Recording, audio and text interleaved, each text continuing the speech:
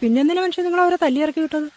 എടീ, മക്കളെ തെറ്റ് ചെയ്താ അത് ചൂണ്ടിക്കാണിച്ചിരുത്തേണ്ടതേ നമ്മൾ മാതാപിതാക്കളുടെ ഉത്തരവാദിത്വം. അത്രയും ഞാൻ ചെയ്തുള്ളൂ. സ്നേഹിച്ച പെണ്ണെ കേട്ടുന്ന ആണത്തമാണെന്നുണ്ടെങ്കിൽ അവൻ ചെയ്തതിൽ എന്നാ തെറ്റ്? എന്ത് തെറ്റാ ചെയ്തെന്നോ? സ്വന്തം സുഖത്തിനും സന്തോഷത്തിനും വേണ്ടി ഓരോന്ന് ചെയ്തു കൂട്ടുമ്പോ അതിൽ ബന്ധുരുത്തിരുന്നവരുടെ മനസ്സാരും ഓർക്കാറില്ല. നമ്മുടെ മകൻ ആ പെങ്കുച്ചിനെ വീട്ടിൽ നിന്ന് വിളിച്ചിറക്കിക്കൊണ്ട് പോന്നപ്പോ അവിടെയും 2 മാതാപിതാക്കളുണ്ടെന്നുള്ള കാര്യം അവൻ ഓർത്തോ?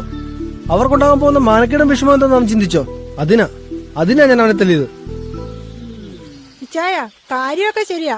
എന്നാലും എടുത്തിയാടി കല്യാണം ആലോചിക്കാനൊക്കെ പോണോ? നമുക്ക് കുടുംബക്കാരൊക്കെ ആയിട്ടൊന്ന് ആലോചിച്ചിട്ട് പോരെ? എന്തിന്? എന്റെ കുടുംബത്തിന്റെ സന്തോഷത്തിന് വേണ്ടി എന്ത് ചെയ്യണമെന്ന് എനിക്കറിയാം.